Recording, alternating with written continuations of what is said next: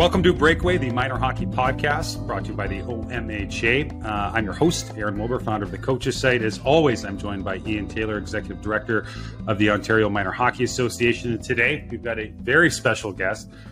Michael Dundas, the OMHA's Manager of Hockey Development, is going to be joining us. And we've got a great topic today. We're going to be talking about player evaluations, which potentially might be the most polarizing topic in a minor hockey season. Certainly there's probably more cooks in the kitchen on this topic than anything else. Ian, would you agree? For sure. And especially, again, coming out of our kind of two COVID seasons, we're back to a normal setup.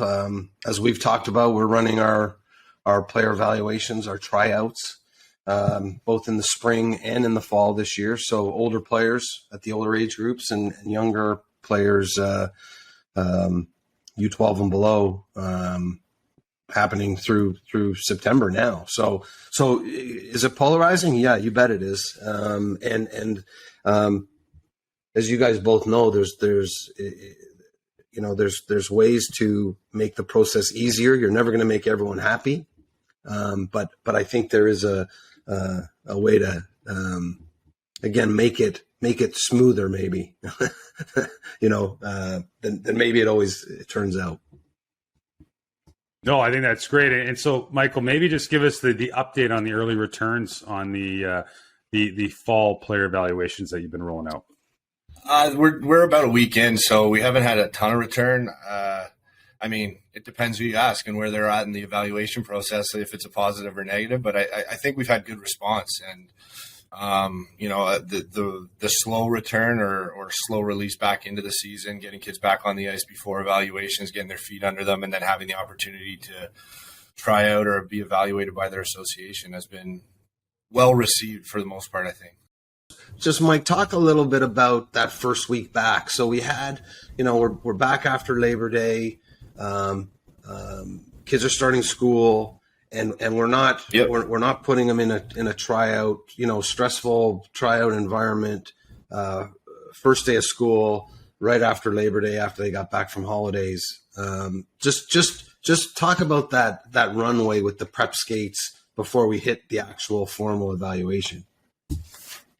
Yeah, it's I guess a little more comfortable ease in approach to hockey, whereas in the past you end your season, whether it was a successful win at the end of the season or you bounced out of the playoffs early, and you're right into evaluations and the stress is high and what's going to happen. You have your summer, you could focus a little on yourself and then you move into hockey, but it's in a situation where just about getting your feet going, getting your hands going, feeling good about the game. It's almost like a lengthened big deep breath and an exhale before you get into those evaluations. It allows associations to get their feet under them.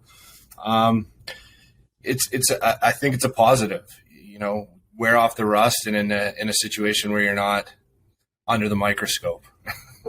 No, and I'll add, I think just to provide some perspective. So, out here in British Columbia, particularly due to lack of ice in the city, we have associations start tryouts mid to late August, right. And they chew up that last bit of summer. And it's tough on the kids, but it's also tough on families. And then alternatively, Ian, you and I were talking. I was down in Minneapolis last weekend at a Minnesota hockey event. I was shocked. They don't start their minor hockey player evaluations till early to mid October.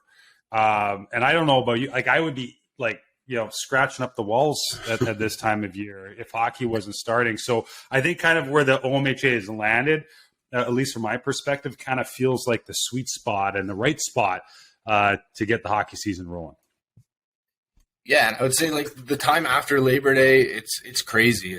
You're wrapping up your summer, you're ending your summer sports, you're into school. Sometimes, a player is into a new school. Maybe they're going from elementary school to high school. There's a lot of stress already thrown onto their plate, and it gives them, at least a week to deal with that, and then focus, reset and focus on hockey and settle in for the winter. So I think it's a net positive. Yeah, I think the other part that connects to what you're talking about in Minnesota, Aaron, is then after we get through player evaluations, teams are formed. We've got this period of time, and it's going to be anywhere from what, like 3 weeks. I guess depends. It's basically to the end of the month, where again, teams are going to have a chance to practice. They're going to have a chance to play some exhibition games, and then tournament play can start right at the end of the month, and then regular season play can start. I guess it's end of September, beginning of October. So there is a runway there, and I think that to me is the biggest benefit. Mike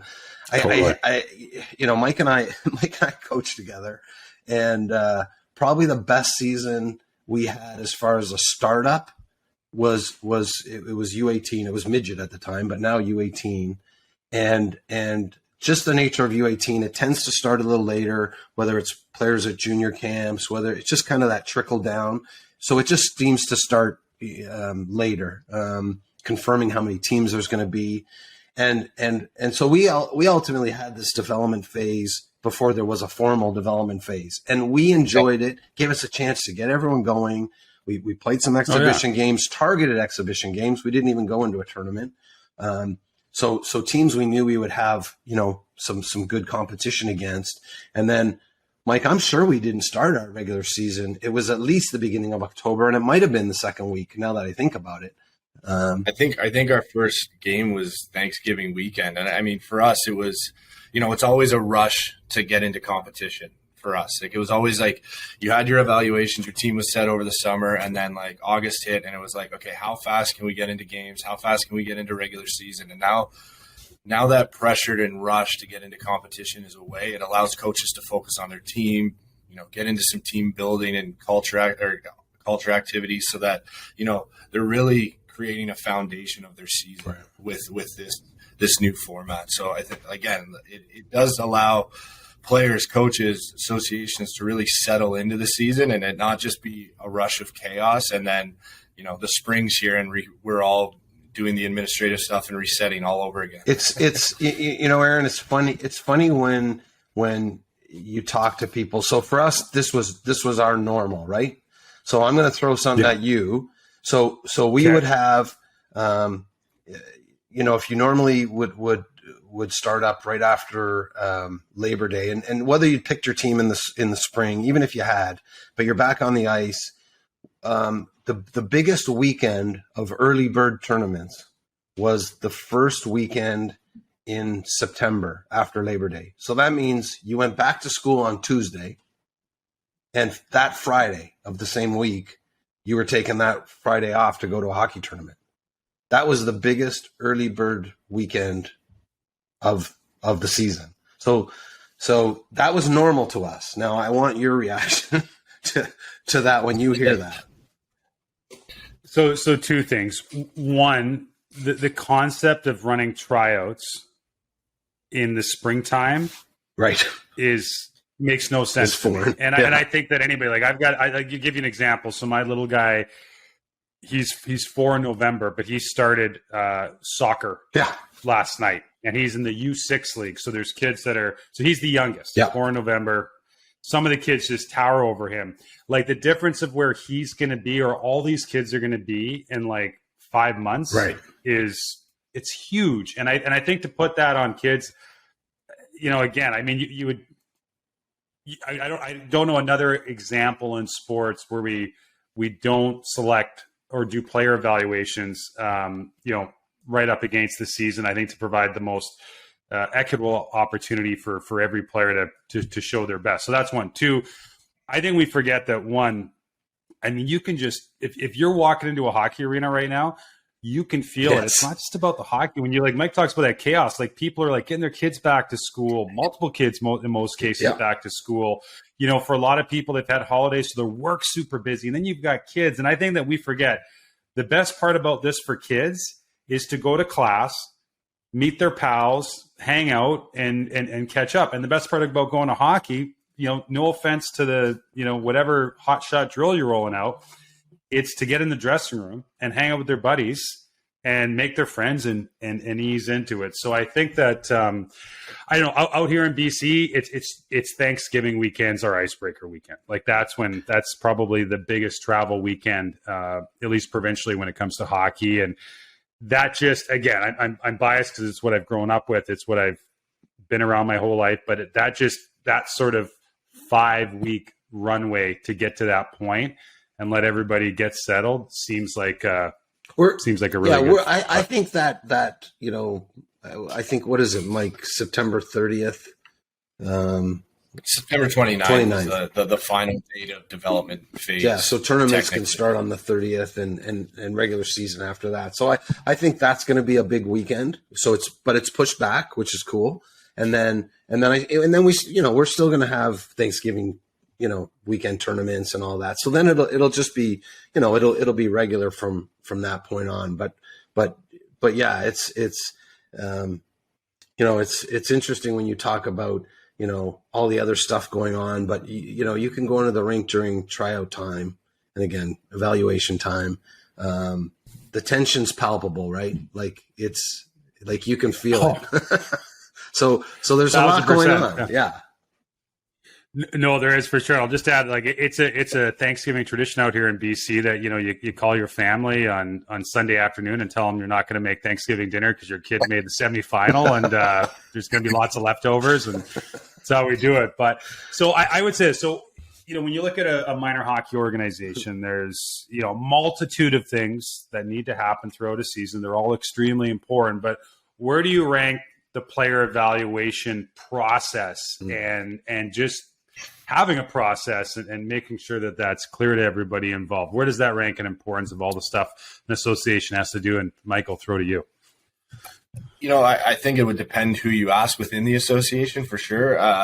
You know, from an outside non-like hockey association person, I would probably say it ranks as number one, just at the fact that once evaluations are done, everything else kind of falls into place. You got, you know, your team sponsorship, team like staff, you have apparel, all that, everything registration, all that kind of starts to fall into place. And, you know, rightly or wrongly, evaluations being at the top of the mountain, it might not need to be, but I think it's one of the top 3 things that associations focus on. Now, on the process side, I think there's associations that do a great job of streamlining the process for their coaches and making that process consistent on all levels and age groups. And then there's others that leave it to the coaches, and it's different. And I think, you know, transparency and consistency is one of the biggest things that needs to get kind of improved on the evaluation side and process, just because society's becoming so feedback oriented, and the need to have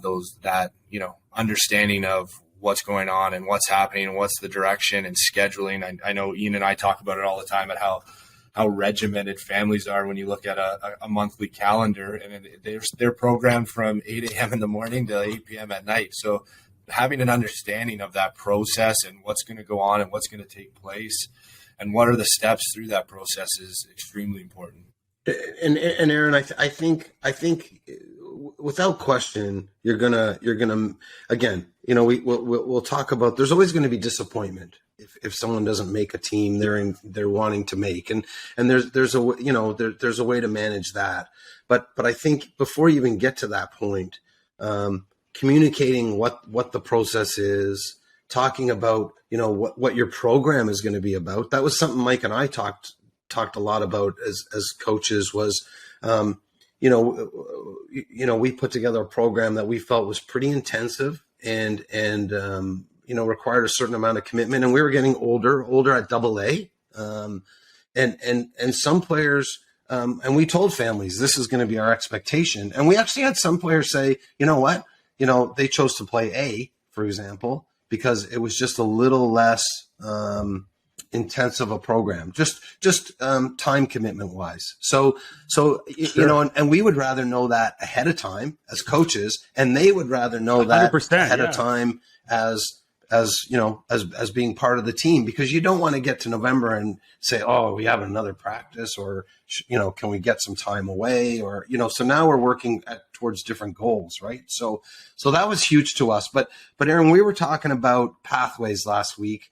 And part of the pathways now also provide a guideline in terms of players getting 3 sessions. They get 3 sessions before they can be released, reassigned down to the next level, whatever the case may be. And so that gives one some structure. It gives you the idea that you're not kind of one and done, especially if you didn't have a great skate your first time out. But maybe Mike can talk a little bit about the structure of those 3, because this to me is the way the pathways have been set up. This fits right into that communication process of the parents. We're going to run 3 sessions.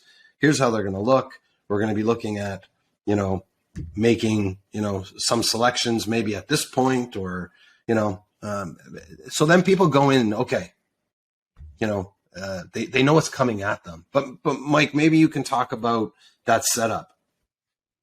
No, like you said, there's 3 sessions. Like, players should expect to have the opportunity to skate 3 times in an evaluation period at their association. They should have that opportunity, and the pathways really formalize what that looks like. And you're gonna have a skill session, skill development session focused just solely on individual and skills, and then you're going to have more of a small area game session where you can get into your compete battles and those kind of situations and game like scenarios, and then you can have that formal game. I know as coaches, a lot of coaches like to have an exhibition game as part of their evaluation process to see who the gamers are, and see what happens when you actually get into some competition against someone that's not necessarily maybe your buddy or someone you've grown up playing with. So how does that change what you look like on the ice and how you might fit into their team dynamic? So it's formalized that process and given, a scenario where you're going to get 3 different looks in 3 very different situations as a player and an athlete. So families will be aware of that. Now, will that change from everyone? What drills are used, or what games they play, or how they set up the ice, or set up their tryout process? Yeah, it'll be a little different, but at least there's some consistency now across the OMHA and how you are going to be evaluated as a player at the level you desire to play at.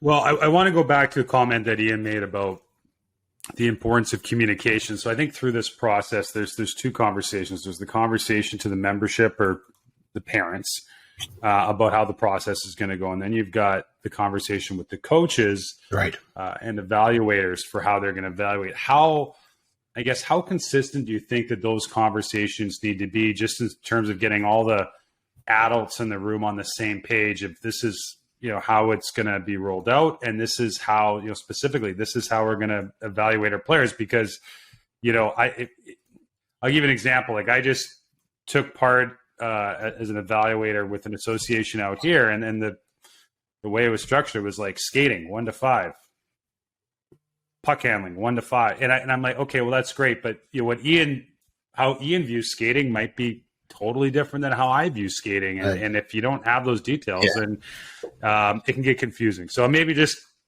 go back, let's start with the communication part. How much is that message to each group?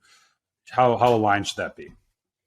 I think it should be like within an association. I definitely think it should be consistent. It just is gonna breed association success if everyone's on the same page, everyone's pulling in the same direction, especially with when you get into season. Players, if they have to move up to support a team as an affiliate, they're gonna fit within that structure or in that dynamic because everyone's evaluated based on the similar criteria. In that scenario, I think it's imperative. If it's not, that's when the questions arise. Well, this coach said this, and I'm here at this, and now you're saying this, and it doesn't even add up because one told me I don't compete hard enough, and you don't like to get into the corners, and the other one said my skating is not that great, but I work hard and I battle. Like, the messaging just becomes unclear and muddy, and that's where frustration arises. Is at the evaluation process, and that's where you have to have those conversations. So I think if there's consistency in the message and coaches are working together, at least the process will be transparent to the families and the player. And at the end of the day, whether the player makes the team or moves on and goes plays with another team or plays at another level lower than that team that they were hoping to make, they at least have some kind of feedback and criteria that they can work on and become better. And if their goal is next year, you know what, I'm going to make that team, but I have X, Y, and Z that I can improve on with my team and work on that to make it my end goal. So the Coaches Site is a proud partner of the OMHA, along with many of the top development organizations in the world. The Coaches Site was created to provide hockey's top coaches, leaders, and performance experts with a platform to share their experience and insights with amateur coaches and minor hockey organizations, with the goal of enhancing the development opportunity for all players. A membership includes access to 500 hours of educational videos, a library of over 700 drills, articles breaking down the latest tactics and systems, and our newly released Initiation Skills Series, which provides a video-based development curriculum for the first 3 years of a player's minor hockey career. Regardless of the level you coach, the Coaches Site is going to provide you the ultimate coaching toolkit. Listeners of the Breakaway podcast can save 25% off an annual membership by using the code OMHA when they register. Again, use the code OMHA and get registered today. The communication, not only on that criteria, but I also think just overall, like especially where you've got associations where there's more than one team at an age division, right? So where, you know, one team's going to be selecting their 17 kids or whatever that number is, and then again, kind of reassigning players who don't make that team, you know, to the next team. So whether that's a, you know, AA to A or whatever situation it is. But again, I think it's crucial that there's that communication between that group is open and consistent, and they know what each other's doing. I think there's also, there's two key areas for me. One is, there's always a soft landing for a player who doesn't make one team, but they're kind of handed off to the other team, So I think that can really ease that situation. I think I think that shows to the player and to the parents that there is some continuity because you're working together. So I mean, I think that's huge, but philosophically, I can tell you, I always had the approach that you had to take care of the age group, not just your team, and that's something I know we try and encourage all the time because ultimately someone's going to move out of town or someone's going to, grow or someone's, going to specialize in whatever, something else. And so there's going to be player movement, so I think as long as if we treat the whole age group and create, probably like a deep as a pool as possible, then the players can find their water level, right? And some will be early, some will be later. But that was always the way, that I kind of looked at it. Like we have a responsibility for the age group and not get siloed, kind of what we were talking about previously. Yeah. No, I think that's so well said. I'll just add, I think that, the best thing that all of us can do through this process is to make sure that every kid, regardless of what team that they end up on, they feel like the philosophy from the association and the coaches, it's going to be consistent. Like I'm on the same track, I'm on the same plan as the kids and the team above me. Right. Now, the execution might be a little bit different, but sure, I'm on that same plan and I'm not missing out on anything, depending where I land. Totally. And I would also add, I think from an association perspective, there is no time in the season when you're going to have parents' attention to talk about any multitude of things, to drive home any points that you will when you do that meeting about how the player evaluations are going to go. So it's a great opportunity for administrators to kind of weave in any sort of messaging, be it around conduct or volunteerism or whatever. This is where you plant that seed. And I also think that how you structure the evaluations, that's really going to inform your development philosophy. So if you want to be an association that says, hey, we value skill and we value playmaking ability, well, then great. Then communicate that. Say, this is how we're going to evaluate these players. Our skill session is going to be focused on skating and puck handling. And when we get into the scrimmages, we're looking for kids that can find open ice. Like, I think we should be a little bit more granular. And then pretty soon, guess what? Everybody's speaking the same language. Right. And it's really going to inform, I think, the philosophy of your association, which is important. I love it. And yeah, I do.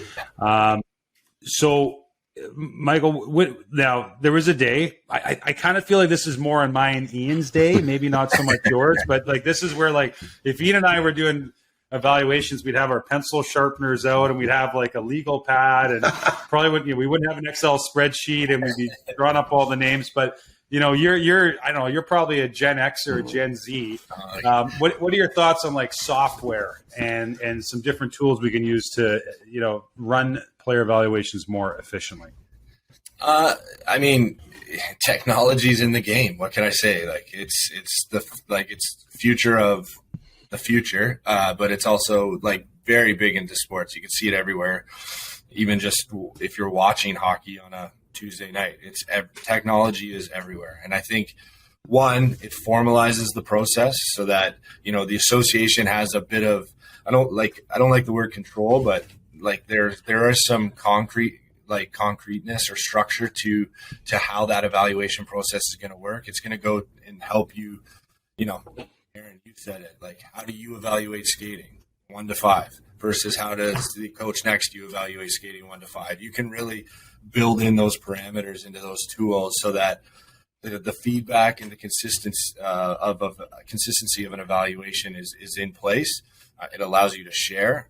It allows coaches to, focus more on what is happening on the ice than, scribbling down. And actually, that was the biggest thing when I was growing up, is like, you knew, like, what was a coach doing when you were up or you had just finished a shift at a tryout? If they were scribbling, you were like, okay, I must have done something okay, or what did I mess up? Like, it was one of the two. You knew they were busy and they had paid attention, right? Like, and then the flip side of that is the parent that says the parent never even looked at us. But then you can say, here's everything we have, and it's easy to share. You don't have to get into your notes and your chicken scratch. So, we have a great partner in Team Genius that's like formalizing evaluations, player evaluations, and it doesn't just start and finish at the evaluation time. It allows you to show the players development progress through a season. You can say this is your baseline at evaluations, or maybe you set your baseline after the evaluation in your team structure, but then you can carry it right through to the end of the season. And, you kind of have, I don't want to say a report card, but you have a map at the end of the season of what you were successful at, what you really improved on, what you still areas you need to work on before next evaluations. And now with the fall format, you have that ability to go back and work on that stuff and get ready for the next season. And coaches have an understanding of where you are at and how you've developed, and, that you are engaged throughout the season. So I think technology is hugely beneficial to this process, and I don't see it going away anytime soon. But and I think coaches are going to rely on it. And like I said, it allows coaches to share. Yeah, I'll give you a bit of an example here. So when I started my role as a hockey director, it was probably May or June, and we started preparing for the player evaluations. And some of my staff who had been around for a while said, you need to talk to your family. Like, you're not going to be home in September. And I was like, why not? And they're like, because we don't get out of here till like 2 a.m. like every single night, because we got to, of course, take all the scores, et cetera, and pump them into spreadsheets. And it's like, it is the entire month of September. And I'm like, what? That doesn't sound like too much fun. So we used, in our case, we used Team Genius.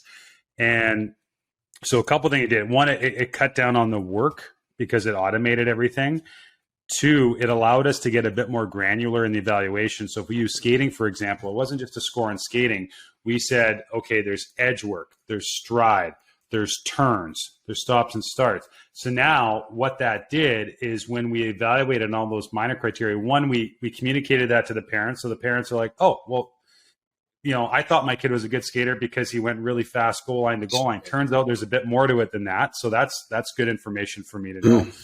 Two, when it came to the player releases, it was a lot easier to pinpoint where that player could improve. So the feedback, I think, was a lot more valuable versus telling a 10-year-old, it's like, your puck skills need to improve. And the kid's like, oh, okay, well, like what? Like, what do I need to do? So it helped out with that. And probably the most important is when there might be some, there might be some negative feedback on the results, be it from a parent. It allowed you to show the parent and say, hey, here's a graph. Here's the baseline. Here's where your son was, or there was 100 kids in the tryouts, and they're like, hey, it's not me. It's not me. It's not personal. This is just black and white where your child landed. And here's the areas that would have helped them move up a little bit. So here's, crystal clear, black and white. Here's the areas you can improve on. And it just added so much transparency to the process. And as you know, like that month of September, your bandwidth can get sucked up with parent meetings, or it can get focused on the players. And I think the use of technology really allows the focus and spotlight to go to the players where it should be.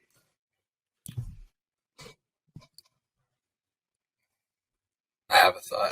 I mean, like for us, Ian made a great point about a soft landing with players, and when they move, maybe they go from a AAA to a AA. But I think it also allows coaches to share and understand.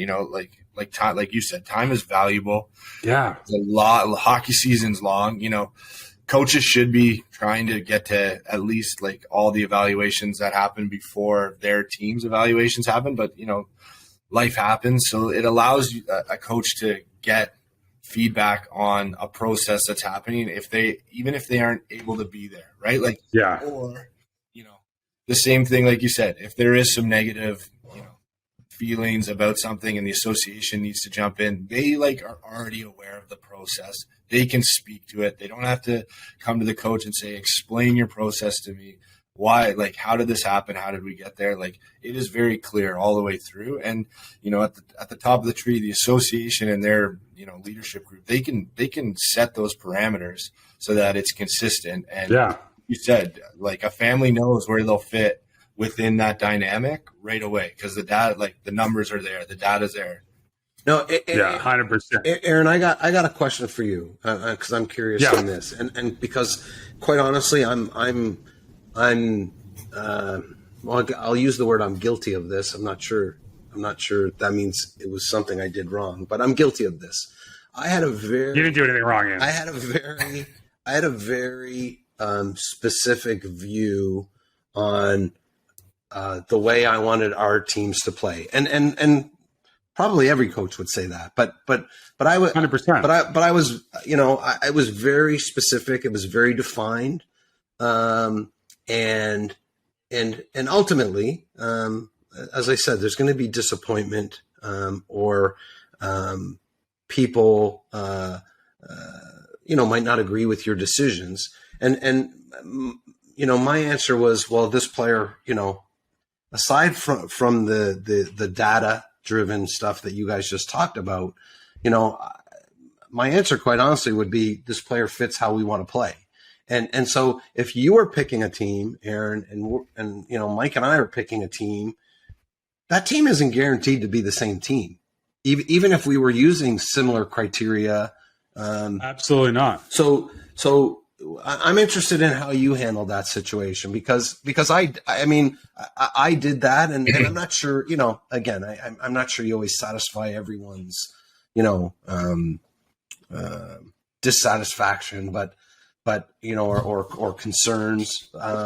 But at the end of the day, there was this kind of, I don't want to call it gray area, but there was an area that said, this is, we expected our defensemen to be mobile, handle the puck, and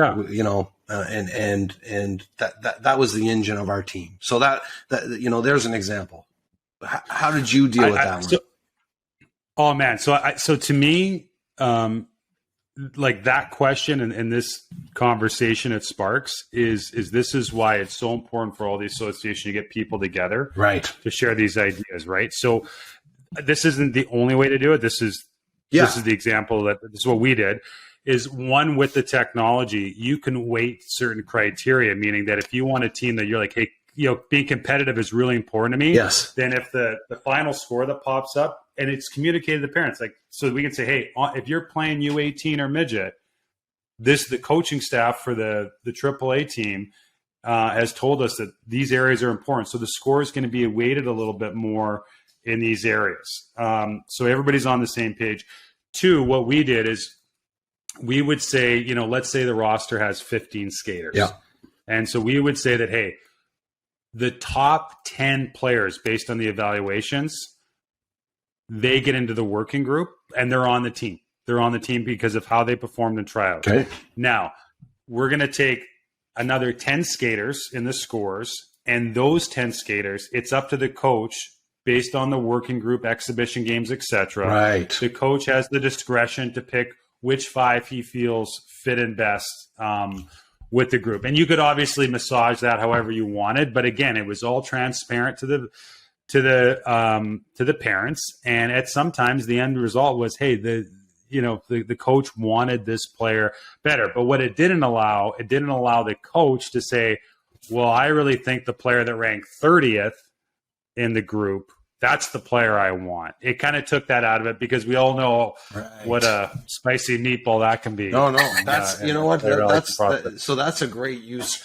of both what you've communicated up front, what your program is about, what you're looking for, and then you're using the evaluation process and certainly how defined it is. That marries both together. That's excellent. So here's another one for you guys, because Mike did talk about setting up your ice and everything. So I learned this one kind of the hard way one time, but it was a great learning experience. We weren't situated directly in the middle of the ice. So there was a lot of kids on the ice. So we had broken into stations and then probably doing some kind of small area game, in that session, so we could keep as many players active and moving as possible. But where we were positioned, we were probably, positioned more towards one end of the rink versus another. And it's parents notice, and their feeling is, well, these players where you were down closer to, they got more, stage time. Looks. Yeah, looks. Exactly. So like there's a simple one that, like, again, so there's a simple little, fix that you can just make sure so the fix is either make sure you're in the middle of the ice, or make sure that the players are, that you're rotating ends and switching, just as part of your, your ice setup, and your guys running the ice, how important they are, right? Because then you can say, yeah, let's make sure we get this group down to this end, so everyone gets, as Mike says, a good look. I don't know if you call that a hack or what, but I think it's critical, and I'll throw another one in there. Like, we had our benches. One of our benches had a beam in the middle, right? So during the scrimmage games, a lot of parents said, well, hey, we got to redo this because the coach couldn't clearly see the one zone from where he was standing. And it's funny, but it's also, again, it's that bandwidth, right? Sure. So if you can get ahead of this stuff and plan your ice times accordingly to ensure you try and avoid any of that, subjective views on how the evaluations are done, I think that's, super, super important. I think another thing along those lines, and this happens to me all the time when I do player evaluations. I don't know why it is, but I ultimately, every time I look at my page, I'm like, man, I've got 3/4 of the kids, but I can't find the other quarter on the ice. I don't see them.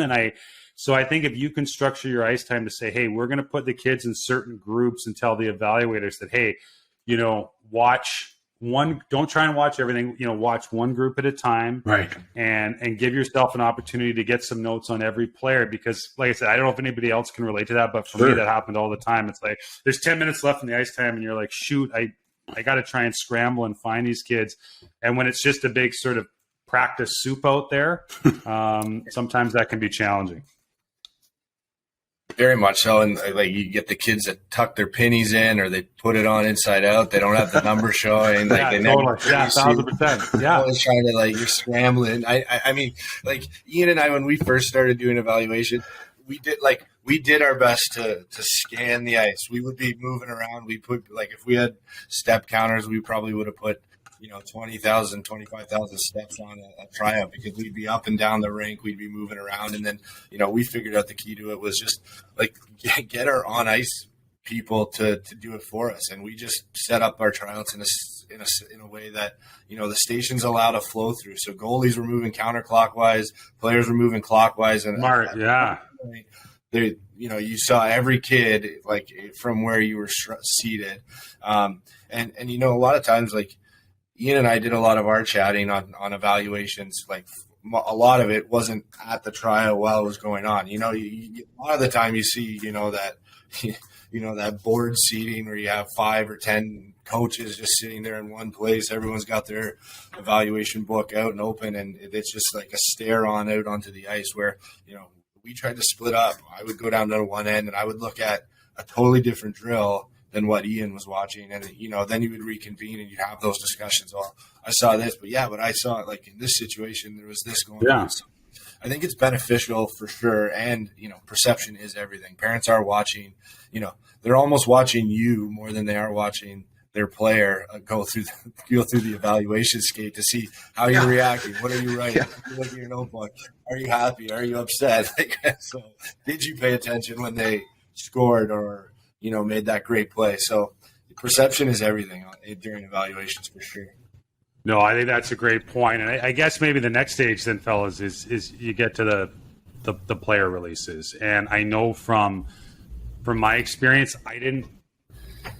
I came from a background of coaching college and junior kids, and I didn't anticipate, I guess, the Midas touch required to talk to young kids about. And I can remember sitting in the room the first time, and we had this rule where there had to be a board member or somebody from our hockey committee in the room at all times. And I remember watching those first few kids come in. I'm like, oh my God, like they think they're sitting down with Kyle Dubas. Like that's in their mind, and that's not wrong. They care, they're passionate, and they're like, this is a big moment for them. And so we went through the process, and we had our Adam, or I guess U11, called Adam A2 coach at the time. He was a school teacher.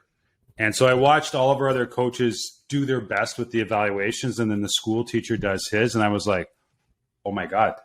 So his name was Ted. I pulled Ted. I said, hey, Ted, like, I need you to talk before we do any more of these player releases. Like, we're going to have a meeting, and I need you to get up at the front of the room and tell everybody kind of how you've been educated in this, because you did such a great job of it.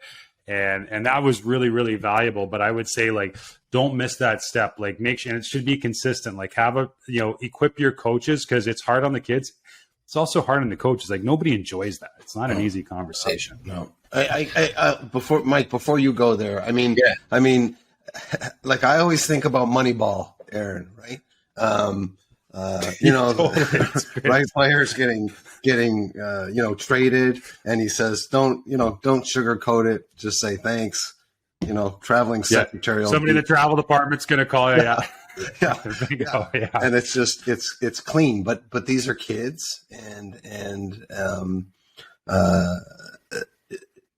this comes into that, the handoff, if you can do that, the soft landing, that part of it, again, having someone else in there with you. I think that's crucial. At the same time, the kid, after you say either you made it or you didn't make it, I'm not sure they hear anything else after that either, though. So you're kind of balancing both off. So now you're really speaking more to the parent, I'm guessing at that point, Mike, before you go, I can tell you, just my eldest son, Brendan, when we first did tryouts when I was coaching, I would have the line of kids up, after tryouts, and this isn't that long ago, but it would be the kids. It would be only the kids. Well, when Mike and I coached more recently, the lineup was with the parent. Like, there was a time where we just met with the kid. And that those times are gone. So there's a message to the player, to the kid, but then there's also obviously a message that the parents got to understand, or at least be communicated to. Yeah. And I mean, you took the words out of my mouth. I was going to say that, like, you're going to have this conversation and the player and the family is going to hear one thing: you made it, you didn't make it. And then everything after that is like, it's almost a little Garfield. But I mean, I think it has to be clear. It has to be concise. Like, be direct. You don't have to have a 15-minute conversation with the athlete. You know, my biggest thing when we had those conversations, I provide feedback. I provide, you know, my decision, and then, like, I'd open the door. Like, hey, we can have a conversation. The conversation doesn't end here. If you have questions, if you go home and think about stuff, or you want to have another discussion, you have my contact info. Reach out. I will have that conversation, but don't shy away from it. I know, like Aaron, you said it. It is probably and arguably the hardest part of a coach's job, especially at the minor hockey volunteer. And, you know, you obviously know more than the 17 players that make your team. So, like, there's connections there that it makes things tough. That those conversations aren't easy. But it goes back to what we were speaking to. If the process is clear, it's communicated, like, it makes that conversation easier. Because you have everything in front of you. It's laid out.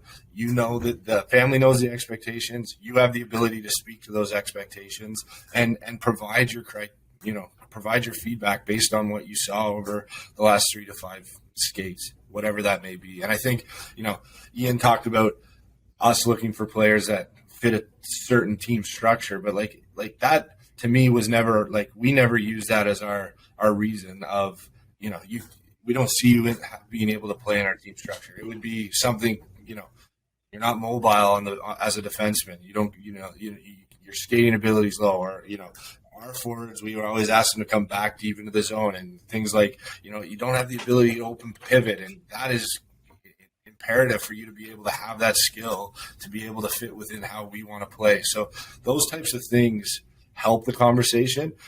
They're not going to ease the conversation. It's not going to make it easier or better, but it at least provides some tangibles to the family. And then, like I said, you can always have that conversation, additional conversations with them after the tryouts and that process is over. No, I agree. And again, just from, like, you know, personal experience, where we kind of landed was we just made sure that going into those meetings that every player had one thing, and we kept it at one thing that they could improve upon. But I think the best advice that I got, just as a reminder, is that at the end of the day, you know, the adults have their own agendas, but for the kids' goal through all this is to belong somewhere and to feel valued. Yeah. And if you can just bring the conversation back that and say, hey, we've got a report. If you want to see what your child can work on, or the kid wants to see that, it's in the report, you can get it. And to your point, Mike, if you want to have a conversation about that, I'm available tomorrow or the next day or whatever. But for the 45 seconds we have in this room, it's the person talking on behalf of the team or association. Their job is to say, hey, if it's not working out here, here's why you're going to be a great fit where you go next. Here's why you're going to be valued. Here's the opportunity you have. And if I think if you keep the focus on that, then at least it makes a tough conversation maybe a little bit easier. And I think that at the end of the day, again, kids they just want to make friends and feel like they belong somewhere. So, but it's Aaron, a challenge. Aaron, you know what though? I completely agree with what you're saying. I think there's also a point where, you know, players want to play at the highest level or on the top team or whatever the case may be. But a coach's responsibility is also is where do you feel that player is gonna have success and then feel good about themselves. Maybe take on a different role. And I can tell you, you know, we released a player, especially a player who was on your team previously, right? So they played with you, and now you're releasing them. They're going down to the next team. You know, very difficult. But I can tell you, and it happened more than once, where the player went down. Was the man, you know, like took on a different role, got to handle the puck a little more, maybe had a little more time and space, confidence grew. And then, you know, and they either ended up having a great season or came back up, you know, in subsequent years. And Now I'll say this: I've never had a parent come to me and say, that was the right decision. But I can look back. I can look back at makes two of us at a few players that I know in my heart it was, and it benefited them, and it was some short term pain for some long term gain. So those scenarios are out there as well when you're not just looking out for your team, but you're looking out for where we think that player is going to be best. It's a great point. Best suited, big picture. Yeah. You know what, Ian, and just to wrap that is like part of that conversation a lot of times is, we'll have you up, we'll work with you, right. You'll be part of the team, still get the, like, coaches need to understand that like that is gold to a player when, like, if you've said that to a player, actually mean it and include them in your plans and do it. Send them out to practice. Do it. Like, don't use it as a easy way to soften that conversation. Use it because it's going to be beneficial to their development as an athlete and a player within that association structure. Yeah, the worst thing you can do is say you're going to, we call it AP, affiliated player, Aaron, right? So they're this is great. I know where you're going. It's great. Yeah, so the worst thing you can do is say we're going to have you up as an AP, and then you don't do it. Because like Mike said, you've got them right. You've got them there. You've explained it to them. They understand or they've accepted it. But here's here's the carrot. We're gonna we want you to still be part of our group. We will have you out to practice games when possible. But if you say it, you got to do it. You have to follow through. I think honestly that might be the best advice that comes out of here, Ian. And I think I would summarize it as just if in association, if you're talking to your coaches at the start of the season, if you tell them one thing, like just remind them that their words matter and they're going to be heard and you can't take them back. Once they're out of your mouth, they count. So be really careful what words you use and the commitments you make. And I think that's such a great point. Fellas, so I'd like to know this. What are your thoughts? So we've got the player evaluations.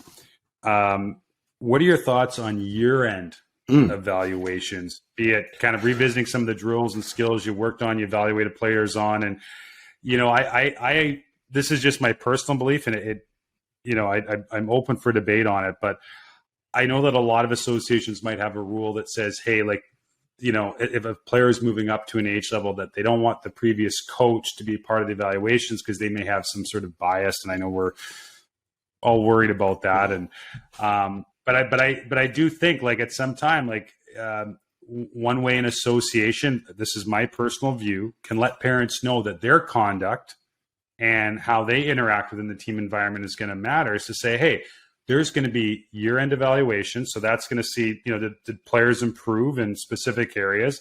As an association, we can see, if we're moving in the right direction from a player development and technical standpoint, but also for a coach to put on a report that says, hey, like, there was a lot of challenges here.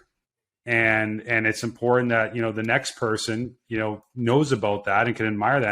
And the parents know that, hey, like, if you're going to act out of line, it's not going to die with this season. It's going to be documented, and it's up to the next coach to how much weight they're going to put into that. But at least they can have that feedback. And that, again, that's my personal view, that's one way an association can provide a little bit of accountability.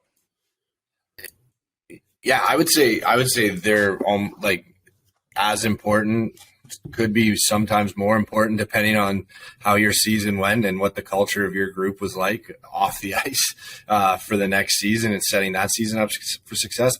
I also think, like, there needs to be more than start a season, end a season, because like, hockey's a long year. It's 10 months at times, and if you've gone through evaluations, you've made the team, and your next touch point is in 10 months. Well, you said it earlier, Aaron, like, kids grow in 3 months so much, and they develop so much in 3 months, but they haven't got feedback in that 10-month time frame and said, I got to do this, this, and this to set me up for success at the end of the season, or get, advance at the end of the season. It's a long window to not hear on anything, whether positive or negative, on what needs to be worked on and what you're doing well at. It at least gives some and some context to the season and why things are going certain ways, or maybe why they're playing in a certain position or on a certain line. And it really adds some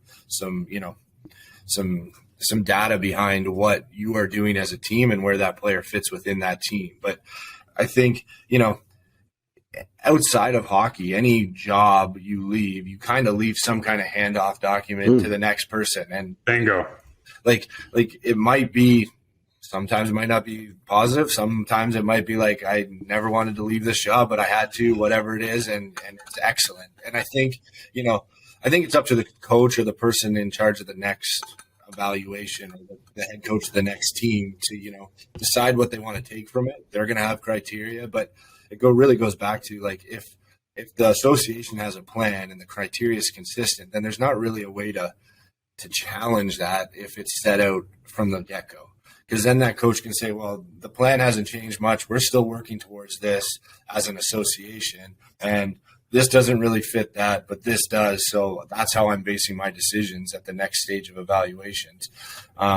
But I think feedback is important to the athletes, especially at the minor level, because they change and develop so quickly, and they, like, a 6-month window is a long period of time. 10, 12, 14-year-old life, right? Like they have 6 months, they can change so drastically, develop so much. So I think that constant feedback formalized is key. Yeah.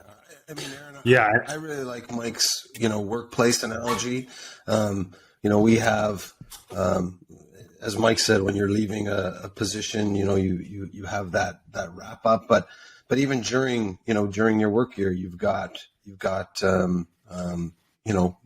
performance appraisal, right? And that formalizes, what you've been working on.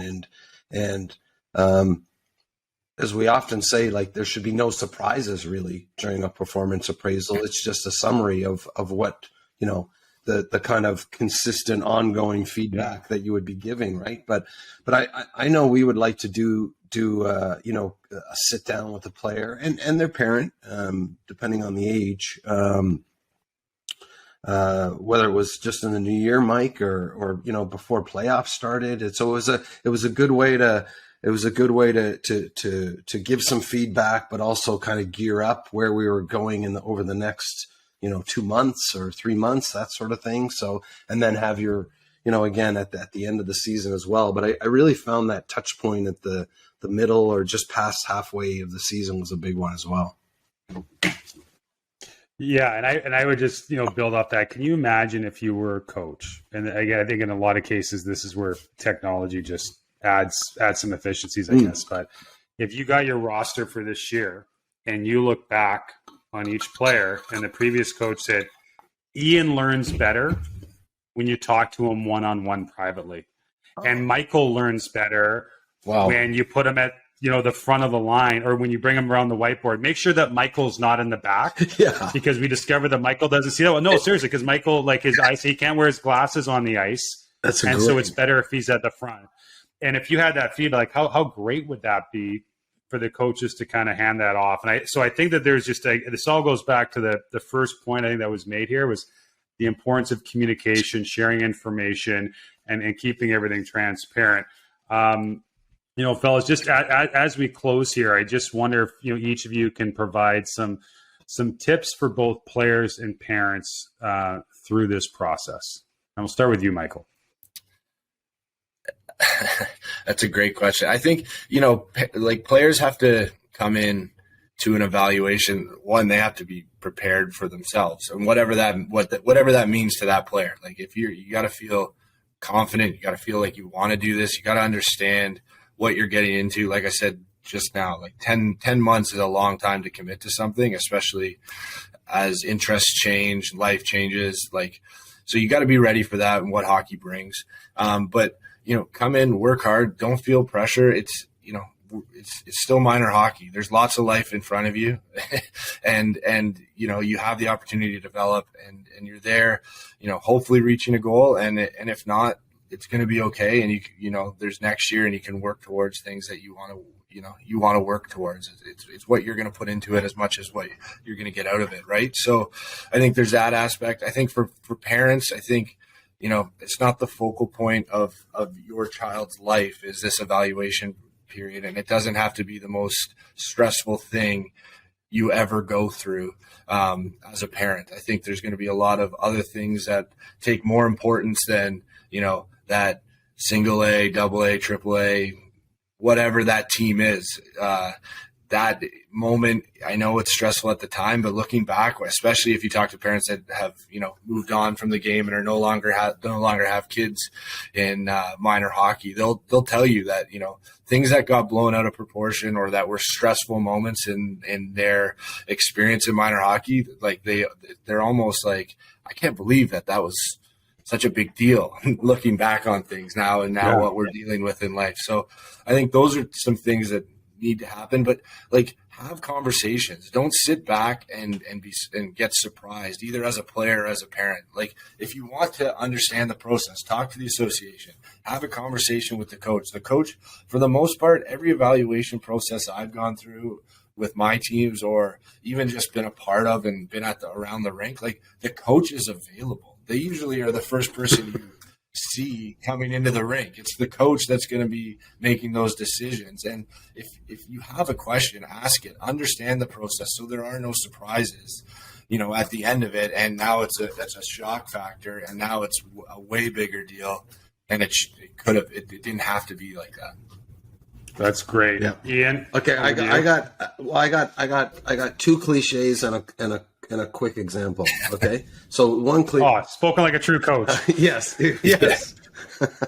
So the first one is it's a marathon, not a sprint, right? So as Mike was talking about this minor hockey experience, it's a continuum. People are going to grow at different times. People are going to, you might have, kind of the early, success versus people that come or come to the sport a little later. So that's one. Just see it as a longer term, right? And Aaron, we talked last time about enjoying the moment, right? So that there's a general. But really see it as a longer term journey. And then I think for both the player and the parent, control what you can control, right? The player can control their effort, their listening, their attitude. Like you say, are they attentive? Are they watching what the drill is so they know what it is? So there's nothing worse than being first in line and not knowing what the drill is, right? So control what you can control. And I think the parent can too. The parent can control, okay, we're going to tryouts, do what you do best, enjoy yourself, right? Like not create an environment where we're creating too much anxiety for the player. So I think and even if the parent's feeling the anxiety, not to push that onto the player before they step on the ice. So that's certainly something I would, I think both can take on. So the last one was the quick story, coaching young players. Someone's always watching. Well, I guess you could say that about any player, right, Aaron? Someone's always watching. So to Mike's point about coaches being there early at the rink, they notice if the bag's getting carried in by the player or by the parent. It's little things. It's little things like that. Right. We did it. I think that's amazing. That's such a great point. And I'm going to close on this. Just some advice for parents. And that is this. It's like when you get in the car for the car ride home. Yeah. Don't tell your son or daughter what happened. Ask them what happened. Ask them what they thought. Because here's the thing. Kids, it's not lost on kids where they fit in. Like right. if a kid really, if they know that there was, 20 kids on the ice and they were in the bottom quarter in the skating drill, they know that. Like the kid's not going to say, "Oh, I thought I was a real burner out there today." Right. And parents need to take that information and ask them. If the kid's like, "I thought I did okay, but man, I thought the other kids were a little bit faster," or "I thought, I struggled, touching the puck in the scrimmage, etc." Like that is, as a parent, that is your number one barometer of where your child fits into the group, and you need to put some stock into that, and you need to accept it. And to both the points you made, it's not the end of the world. Right. There's a lot of things for all of us to be good at. So, boys, I'll tell you what, this might be the best podcast we've ever done. I think there was so much value in there for all stakeholders, coaches, administrators, parents, and to everybody listening. Hope that was valuable. I learned a lot, and this was fun. Mike, we're gonna have to get you back on, man. Thanks. I appreciate you having me. Big Mike. No, that's all good. Big Mike, that's right. Well, hey, fellas, I know that the player evaluation process isn't completed yet, so best of luck to the two of you as you navigate your role in that, and to all the coaches and administrators and parents listening out there, best of luck to you as well. And let's make sure we're setting ourselves up for a great season ahead. Awesome. Thanks, Aaron. Brilliant.